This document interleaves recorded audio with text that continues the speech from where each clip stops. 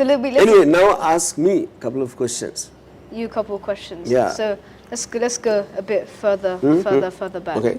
So you said you don't like dogs as well, but do you like cats? No. Could you explain? Is it for the No, same you see, reason? because I only interact with intelligence. Yeah. What about I'm elephants? not into life forms. I might enjoy seeing them, but I don't want to be in a relationship to take care of them and go through all the other things, the baggage which comes when you take care of either animal or a person. Yeah. So have you ever had a pet before? Yeah. Oh, I well, used to have pets in almost maybe till my 20s. Like I was very fond of dogs and parrots. oh. So what did you feel when those pets died? You know, you must have had an emotional attachment to them because you know they were your pets. You had to look after them. It's kind of At your that time, obligation. yes. At that time. At that Yeah, time. yeah. So what made you change? I mean, the more you understand the nature of the world, the nature of life, and the fact that we're all playing a part, completely programmed, like why you're supposed to behave in a, so like if I see, for example, when I see National Geographic and there's a antelope and the cub is attacked by a predator.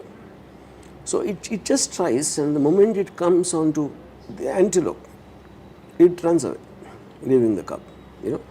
Now that's a practical aspect of life which you cannot do anything. So many of the harsh decisions when we hear of being taken by world leaders, including terrorists, they're also coming from situations sometimes where you have to, no choice at the time, but it will be seen in different perceptions. So when I look at it objectively from so many viewpoints, I start detaching from the emotion, because emotion comes only when you strongly feel you're right. I don't believe that. In my shoes, I feel that at that time, but the truth can be completely different. So then you get emotionally detached. Yeah. So when the dog died, for example, when you said, and I might feel sad, but the truth is so many people, so many animals and people die. For example, if I'm giving like a meat to the dog to eat, the meat belongs to a live animal. yeah. And I'm discriminating just because it's my dog and that's someone else's animal. That's God's thing. So I think we're selective in our emotions. We just feel only for things which matter to us on a selfish level. So you are pick and choosing. See, for example, if I was a coronavirus, I will hate mankind for inventing the vaccine. Yeah. Now, because you're a human being, you hate the coronavirus because it's killing you. So that's all subjective. Yeah. Okay. So that is the reason you should not have attachments, is my belief, whether it's dogs or people or anyone, because when they die, you'll feel sad. Yeah. So to avoid feeling sad, we should not have attachments at all. Is that what you totally believe? Yes. So A what practice, yeah. So what about your parents? Yeah, same. So, but when you were younger, did you love them? I'm saying I was extremely, whether you call normal or abnormal is up to you. I used to be like this maybe till my maybe 18, 19. I was a voracious reader. Yeah. So I used to, when I listened to so many different point of views from various philosophers, and so that kind of, when you absorb it and then you form a personality, and with a very, very clear objective of what I want or not want to do in my life, that becomes a very specific focus. So when I'm living on that, I don't have any emotional attachments anymore. Okay, that's interesting. So, was there anything like a drastic change that or like a very, very, very heartbreaking event that happened that made you think this? That's a good question. I mean, probably the trigger point when I was really questioning everything is when my grandmother, that's my father's mother, she used to have a habit of writing this, what is called Ram Code. She keeps on writing Ram, Ram, Ram. She wrote some hundreds of books, and she, to my knowledge, I've never seen anyone who's, what should I say, obsessed with God, for pretty much 30, 40 years of her life. And then one day, she had a stroke, some paralytic stroke. She was bedridden, and she used to stay in some village in some. I mean, not in my house. I went to see her, and because the house didn't have much of place, so they kept her in some kind of a store where they normally store these bags of coal and this, because they couldn't have her in the house because of their problems, you know. So when I went in, I saw cockroaches crawling over her. And she was alive. I mean, she was in a what you call paralytic state. Yeah. So that is the first time actually deeply started thinking about God and belief systems and relationships and everything. And if this could happen to her, now who is anyone after that? So once the chain of thought starts, it obviously spreads everywhere, you know, into every system. And I started thinking about education, about various political systems like communism or democracy. It just spread like a virus into every thought of mine. That I would think is the first thing which triggered. And it's not really so much about till that time I believed in God. I just saw a human being subjected in what she believed, what people think is most perfect way to live. And if God could do that to her, then I started questioning about God. I was not angry with God.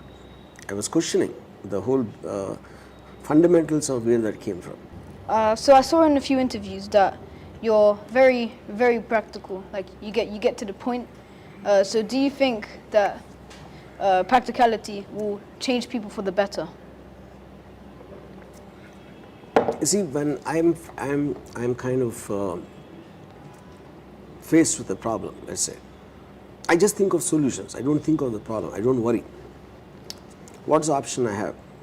1, 2, 3, 4. So either I enact that, you know, or let's say there's no solution. But recognizing that there's no solution is also a solution. Then you have to live with it. You have no choice, you know. But I never worry, because thinking and worrying, a lot of people don't understand the difference. Thinking gives you a solution, gives you an approach, at least whatever. Worrying is about going in circles, what to do, what will happen, and this and that. So the moment I'm practical, you know, okay, for example, let us say one of my staff comes to me and he tries to tell me about some family matter or someone is sick, and to ask. Even before he finishes the thing, I'll say, just tell me how much money you want, you know, because that comes across as very cold-blooded. It is cold-blooded, because see, my point is he's going to reach that time, okay? And as long as he reaches there, I just want to jump the gun and get into the thing, which he might feel. But I will say, I'm really not concerned about what your personal problem is. I like you. And you are asking me, I take it for granted you will have a reason. And if I have the capacity, I'll do it. So I'm that cold-blooded. Because I don't want his problem to eat into my life, my time. That's the whole point, okay? So with regard to my practical, see, when I was so independent, when somebody asked me, if you're not married and you're not into family, what do you do when you reach a stage and age where you are no longer physically capable? I said, I'll die. I will commit suicide, and in a good way, because life is about living and enjoying. And the day or a stage or a situation comes when I can't do it, I'd rather die and see what happens after the death. I'm a very curious person. Just to live for the sake of living is something I don't, I can't connect. So since we're on the topic of life and death, what do you think happens when we die? I mean, I wouldn't say that this is what happens. I believe it doesn't make a difference whatever happens, because even if you go with the same mind or whatever you have, you know, and since our consciousness technically should stop. My bigger problem about human being is now who's Jack, okay, or who's RGV, who's someone. We are not us. It is a compilation of your thoughts and feelings. So if a guy called X dies, we'll always say X's body is being taken, X's body is being cremated, which means they're separating the person from the body. So the person technically is just like a formless thoughts and beliefs, you know. Now why do they even need a body then? That's one question of mine. Okay. So when you are upset with someone, you're actually upset with a certain summation of beliefs and this thing. You're angry with that person. You know? That sounds very stupid. If formless things are hanging around and they just have a body for identify that those are in this body. You know. So the whole aspect of getting hurt, getting upset and getting any kind of a emotion, I think is fundamentally very ridiculous and stupid, which is the reason I don't feel that. You know. So in the context of that, when it is formless and shapeless, and whether they leave the body and go, maybe they'll settle somewhere else. Or even if they are not there also, it doesn't make a difference. And the pain is a function of the body, not the mind. So when they leave the body, you don't feel the pain anymore. And you're not interacting with people, and people are the guys who create problems. So if you don't have people, and you don't have the body which creates pain, then technically you should be the most happiest when you die. And you can just fly around and maybe you'll go to Pandora. Who knows? Nice. So, Did I satisfy with my definition of death?